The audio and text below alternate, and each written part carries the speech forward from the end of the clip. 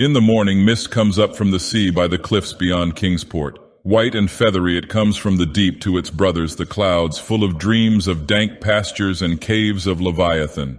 And later, in still summer rains on the steep roofs of poets, the clouds scatter bits of those dreams, that men shall not live without rumor of old strange secrets and wonders that planets tell planets alone in the night. When tales fly thick in the grottos of Tritons and conches in seaweed cities blow wild tunes learned from the elder ones, then great eager mists flock to heaven laden with lore, and oceanward eyes on the rocks see only a mystic whiteness, as if the cliff's rim were the rim of all earth and the solemn bells of buoys tolled free in the ether of faerie. Now north of archaic Kingsport the crags climb lofty and curious, terrace on terrace, till the northernmost hangs in the sky like a gray frozen wind cloud. Alone it is, a bleak point jutting in limitless space, for there the coast turns sharp where the great Miskatonic pours out of the plains past Arkham, bringing woodland legends and little quaint memories of New England's hills. The sea folk in Kingsport look up at that cliff as other sea folk look up at the pole star, and time the night's watches by the way it hides or shows the great bear, Cassiopeia and the dragon. Among them it is one with the firmament, and truly it is hidden from them when the mist hides the stars or the sun. Some of the cliffs they love as that whose grotesque profile they call Father Neptune, or that whose pillared steps they term the causeway. But this one they fear because it is so near the sky. The Portuguese sailors coming in from a voyage cross themselves when they first see it, and the old Yankees believe it would be a much graver matter than death to climb it, if indeed that were possible. Nevertheless, there is an ancient house on that cliff, and at evening men see lights in the small paned windows. The ancient house has always been there, and people say one dwells therein who talks with the morning mists that come up from the deep, and perhaps sees singular things oceanward at those times when the cliff's rim becomes the rim of all earth, and solemn buoys toll free in the white ether of faerie. This they tell from hearsay, for that forbidding crag is always unvisited, and natives dislike to train telescopes on it. Summer boarders have indeed scanned it with jaunty binoculars, but have never seen more than the gray primeval roof, peaked and shingled, whose eaves come nearly to the gray foundations, and the dim yellow light of the little windows peeping out from under those eaves in the dusk. These summer people do not believe that the same one has lived in the ancient house for hundreds of years, but cannot prove their heresy to any real Kingsporter. Even the terrible old man who talks to leaden pendulums in bottles, buys groceries with centuried Spanish gold, and keeps stone idols in the yard of his antediluvian cottage in Water Street can only say these things were the same when his grandfather was a boy. And that must have been inconceivable ages ago, when Belcher or Shirley or Pownall or Bernard was governor of His Majesty's province of the Massachusetts Bay. Then one summer there came a philosopher into Kingsport. His name was Thomas Olney, and he taught ponderous things in a college by Narragansett Bay. With stout wife and romping children he came, and his eyes were weary with seeing the same things for many years, and thinking the same well-disciplined thoughts. He looked at the mists from the diadem of Father Neptune and tried to walk into their white world of mystery along the Titan steps of the causeway. Morning after morning he would lie on the cliffs and look over the world's rim at the cryptical ether beyond, listening to spectral bells and the wild cries of what might have been gulls. Then when the mist would lift and the sea stand out prosy with the smoke of steamers, he would sigh and descend to the town, where he loved to thread the narrow olden lanes up and down hill, and study the crazy tottering gables and odd pillared doorways which had sheltered so many generations of sturdy seafolk. And he even talked with the terrible old man who was not fond of strangers, and was invited into his fearsomely archaic cottage where low ceilings and wormy paneling hear the echoes of disquieting soliloquies in the dark small hours.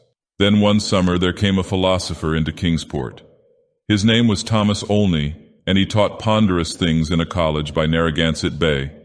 With stout wife and romping children he came, and his eyes were weary with seeing the same things for many years, and thinking the same well-disciplined thoughts. He looked at the mists from the diadem of Father Neptune, and tried to walk into their white world of mystery along the Titan steps of the causeway. Morning after morning he would lie on the cliffs and look over the world's rim at the cryptical ether beyond, listening to spectral bells and the wild cries of what might have been gulls.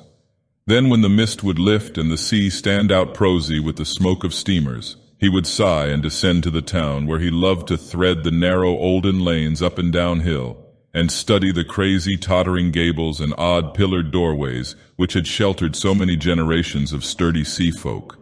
And he even talked with the terrible old man who was not fond of strangers and was invited into his fearsomely archaic cottage, where low ceilings and wormy paneling hear the echoes of disquieting soliloquies in the dark small hours. Of course it was inevitable that Olney should mark the gray, unvisited cottage in the sky, on that sinister northward crag which is one with the mists in the firmament. Always over Kingsport it hung, and always its mystery sounded in whispers through Kingsport's crooked alleys. The terrible old man wheezed a tale that his father had told him, of lightning that shot one night up from that peaked cottage to the clouds of higher heaven. And Granny Orne, whose tiny gambrel-roofed abode in Ship Street is all covered with moss and ivy, croaked over something her grandmother had heard at second hand, about shapes that flapped out of the eastern mists straight into the narrow single door of that unreachable place, for the door is set close to the edge of the crag toward the ocean and glimpsed only from ships at sea. At length, being avid for new strange things and held back by neither the Kingsporter's fear nor the summer boarder's usual indolence, Olney made a very terrible resolve. Despite a conservative training, or because of it, for humdrum lives breed wistful longings of the unknown. He swore a great oath to scale that avoided Northern Cliff and visit the abnormally antique gray cottage in the sky. Very plausibly, his saner self argued that the place must be tenanted by people who reached it from inland along the easier ridge beside the Miskatonics estuary. Probably they traded in Arkham, knowing how little Kingsport liked their habitation, or perhaps being unable to climb down the cliff on the Kingsport side. Olney walked out along the lesser cliffs to where the great crag leaped insolently up to consort with celestial things, and became very sure that no human feet could mount it or descend it on that beetling southern slope. East and north it rose thousands of feet vertically from the water, so only the western side, inland and toward Arkham, remained. One early morning in August, Olney set out to find a path to the inaccessible pinnacle. He worked northwest along pleasant back roads, past Hooper's Pond and the old brick powder house to where the pastures slope up to the ridge above the Miskatonic, and give a lovely vista of Arkham's white Georgian steeples across leagues of river and meadow. Here he found a shady road to Arkham, but no trail at all in the seaward direction he wished. Woods and fields crowded up to the high bank of the river's mouth and bore not a sign of man's presence. Not even a stone wall or a straying cow, but only the tall grass and giant trees and tangles of briars that the first Indian might have seen. As he climbed slowly east, higher and higher above the estuary on his left and nearer the sea, he found the way growing in difficulty, till he wondered how ever the dwellers in that disliked place managed to reach the world outside, and whether they came often to market in Arkham. Then the trees thinned, and far below him on his right he saw the hills and antique roofs and spires of Kingsport. Even Central Hill was a dwarf from this height, and he could just make out the ancient graveyard by the Congregational Hospital, beneath which rumor said some terrible caves or burrows lurked.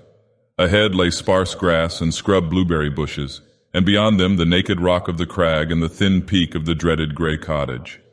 Now the ridge narrowed, and Olney grew dizzy at his loneness in the sky. South of him the frightful precipice above Kingsport, north of him the vertical drop of nearly a mile to the river's mouth. Suddenly a great chasm opened before him, 10 feet deep, so that he had to let himself down by his hands and drop to a slanting floor, and then crawl perilously up a natural defile in the opposite wall. So this was the way the folk of the uncanny house journeyed betwixt earth and sky. When he climbed out of the chasm, a morning mist was gathering, but he clearly saw the lofty and unhallowed cottage ahead, walls as gray as the rock, and high peaks standing bold against the milky white of the seaward vapors. And he perceived that there was no door on this landward end, but only a couple of small lattice windows with dingy bull's-eye panes leaded in 17th century fashion. All around him was cloud and chaos, and he could see nothing below but the whiteness of illimitable space. He was alone in the sky with this queer and very disturbing house, and when he sidled around to the front and saw that the wall stood flush with the cliff's edge so that the single narrow door was not to be reached save from the empty ether, he felt a distinct terror that altitude could not wholly explain. And it was very odd that shingles so worm-eaten could survive, or bricks so crumbled still form a standing chimney. As the mist thickened, Olney crept around to the windows on the north and west and south sides, trying them but finding them all locked. He was vaguely glad they were locked, because the more he saw of that house, the less he wished to get in. Then a sound halted him. He heard a lock rattle and bolt shoot, and a long creaking follow, as if a heavy door were slowly and cautiously opened. This was on the oceanward side that he could not see, where the narrow portal opened on blank space thousands of feet in the misty sky above the waves. Then there was heavy, deliberate tramping in the cottage, and only heard the windows opening, first on the north side opposite him and then on the west just around the corner. Next would come the south windows, under the great low eaves on the side where he stood. And it must be said that he was more than uncomfortable as he thought of the detestable house on one side and the vacancy of upper air on the other. When a fumbling came in the nearer casements, he crept around to the west again, flattening himself against the wall beside the now opened windows. It was plain that the owner had come home, but he had not come from the land, nor from any balloon or airship that could be imagined. Steps sounded again and only edged round to the north. But before he could find a haven, a voice called softly, and he knew he must confront his host. Stuck out of a west window was a great black-bearded face whose eyes shone phosphorescently with the imprint of unheard-of sights. But the voice was gentle and of a quaint olden kind, so that Olney did not shudder when a brown hand reached out to help him over the sill and into that low room of black oak wainscots and carved Tudor furnishings. The man was clad in very ancient garments and had about him an unplaceable nimbus of sea lore and dreams of tall galleons. Olney does not recall many of the wonders he told or even who he was, but says that he was strange and kindly and filled with the magic of unfathomed voids of time and space. The small room seemed green with a dim aqueous light, and Olney saw that the far windows to the east were not open, but shut against the misty ether with dull thick panes like the bottoms of old bottles. That bearded host seemed young, yet looked out of eyes steeped in the elder mysteries. And from the tales of marvelous ancient things he related, it must be guessed that the village folk were right in saying he had communed with the mists of the sea and the clouds of the sky ever since there was any village to watch his taciturn dwelling from the plain below. And the day wore on, and still Olney listened to rumors of old times and far places, and heard how the kings of Atlantis fought with the slippery blasphemies that wriggled out of rifts in ocean's floor, and how the pillared and weedy temple of Poseidonis is still glimpsed at midnight by lost ships who know by its sight that they are lost. Years of the Titans were recalled, but the host grew timid when he spoke of the dim first age of chaos before the gods, or even the elder ones were born, and when only the other gods came to dance on the peak of Hathegkla, in the stony desert near Ulthar beyond the river sky. It was at this point that there came a knocking on the door, that ancient door of nail-studded oak beyond which lay only the abyss of white cloud. Olney started in fright, but the bearded man motioned him to be still and tiptoed to the door to look out through a very small peephole. What he saw he did not like, so pressed his fingers to his lips and tiptoed around to shut and lock all the windows before returning to the ancient settle beside his guest. Then Olney saw lingering against the translucent squares of each of the little dim windows in succession a queer black outline as the caller moved inquisitively about before leaving, and he was glad his host had not answered the knocking. For there are strange objects in the great abyss, and the seeker of dreams must take care not to stir up or meet the wrong ones. Then the shadows began to gather, first little furtive ones under the table and then bolder ones in the dark paneled corners, and the bearded man made enigmatical gestures of prayer and lit tall candles in curiously wrought brass candlesticks. Frequently he would glance at the door as if he expected someone, and at length his glance seemed answered by a singular rapping which must have followed some very ancient and secret code. This time he did not even glance through the peephole, but swung the great oak bar and shot the bolt, unlatching the heavy door and flinging it wide to the stars and the mist. And then to the sound of obscure harmonies there floated into that room from the deep all the dreams and memories of earth's sunken mighty ones. And golden flames played about weedy locks, so that Olney was dazzled as he did them homage. Trident-bearing Neptune was there, and sportive Tritons and fantastic Nereids, and upon dolphins' backs was balanced a vast crenulate shell wherein rode the gray and awful form of primal Nodens, lord of the great abyss. And the conches of the Tritons gave weird blasts, and the Nereids made strange sounds by striking on the grotesque resonant shells of unknown lurkers in black sea caves. Then hoary Nodens reached forth a wizened hand and helped Olney and his host into the vast shell, whereat the conches and the gongs set up a wild and awesome clamor, and out into the limitless ether reeled that fabulous train, the noise of whose shouting was lost in the echoes of thunder. All night in Kingsport they watched that lofty cliff when the storm and the mists gave them glimpses of it. And when toward the small hours the little dim windows went dark, they whispered of dread and disaster. And Olney's children and stout wife prayed to the bland, proper God of Baptists, and hoped that the traveler would borrow an umbrella and rubbers unless the rain stopped by morning. Then dawn swam dripping and mist-wreathed out of the sea, and the buoys told solemn in vortices of white ether. And at noon elfin horns rang over the ocean as Olney, dry and light-footed, climbed down from the cliffs to antique Kingsport with the look of far places in his eyes. He could not recall what he had dreamed in the sky-perched hut of that still nameless hermit, or say how he had crept down that crag untraversed by other feet. Nor could he talk of these matters at all save with the terrible old man who afterward mumbled queer things in his long white beard, vowing that the man who came down from that crag was not wholly the man who went up, and that somewhere under that gray-peaked roof, or amidst inconceivable reaches of that sinister white mist, there lingered still the lost spirit of him who was Thomas Olney. And ever since that hour, through dull, dragging years of grayness and weariness, the philosopher has labored and eaten and slept and done uncomplaining the suitable deeds of a citizen. Not any more does he long for the magic of farther hills or sigh for secrets that peer like green reefs from a bottomless sea. The sameness of his days no longer gives him sorrow, and well-disciplined thoughts have grown enough for his imagination. His good wife waxes stouter, and his children older and prosier and more useful, and he never fails to smile correctly with pride when the occasion calls for it. In his glance there is not any restless light, and if he ever listens for solemn bells or far elfin horns, it is only at night when old dreams are wandering. He has never seen Kingsport again, for his family disliked the funny old houses and complained that the drains were impossibly bad. They have a trim bungalow now at Bristol Highlands where no tall crags tower and the neighbors are urban and modern. But in Kingsport strange tales are abroad, and even the terrible old man admits a thing untold by his grandfather.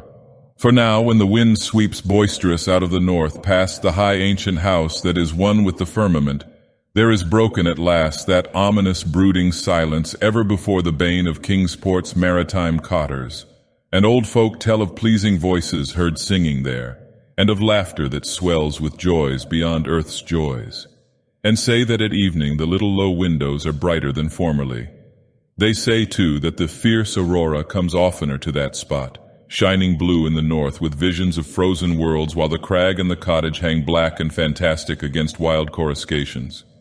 And the mists of the dawn are thicker, and sailors are not quite so sure that all the muffled seaward ringing is that of the solemn buoys. Worst of all, though, is the shriveling of old fears in the hearts of Kingsport's young men, who grow prone to listen at night to the north wind's faint distant sounds. They swear no harm or pain can inhabit that high-peaked cottage, for in the new voices gladness beats, and with them the tinkle of laughter and music. What tales the sea mists may bring to that haunted and northernmost pinnacle they do not know, but they long to extract some hint of the wonders that knock at the cliff-yawning door when clouds are thickest. And patriarchs dread lest some day one by one they seek out that inaccessible peak in the sky and learn what centuried secrets hide beneath the steep shingled roof which is part of the rocks and the stars and the ancient fears of Kingsport. That those venturesome youths will come back they do not doubt, but they think a light may be gone from their eyes and a will from their hearts. And they do not wish quaint Kingsport with its climbing lanes and archaic gables to drag listless down the years, while voice by voice the laughing chorus grows stronger and wilder in that unknown and terrible eyrie where mists and the dreams of mists stop to rest on their way from the sea to the skies. They do not wish the souls of their young men to leave the pleasant hearths and gambrel-roofed taverns of old Kingsport, nor do they wish the laughter and song in that high, rocky place to grow louder. For as the voice which has come has brought fresh mists from the sea and from the north fresh lights, so do they say that still other voices will bring more mists and more lights, till perhaps the olden gods, whose existence they hint only in whispers for fear the congregational parson shall hear, may come out of the deep and from unknown Dagoth in the cold waste and make their dwelling on that evilly appropriate crag so close to the gentle hills and valleys of quiet, simple fisher-folk.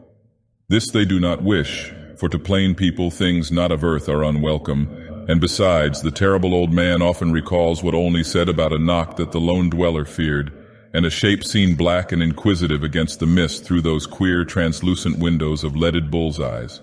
All these things, however, the Elder Ones only may decide, and meanwhile the morning mist still comes up by that lonely, vertiginous peak with the steep, ancient house, that gray, low-eaved house where none is seen but where evening brings furtive lights while the north wind tells of strange revels.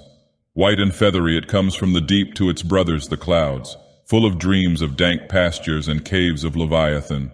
And when tales fly thick in the grottos of Tritons and conches in seaweed cities blow wild tunes learned from the Elder Ones, then great eager vapors flock to heaven laden with lore, and Kingsport, nestling uneasy on its lesser cliffs below that awesome hanging sentinel of rock, sees oceanward only a mystic whiteness, as if the cliff's rim were the rim of all earth, and the solemn bells of the buoys tolled free in the ether of fairy,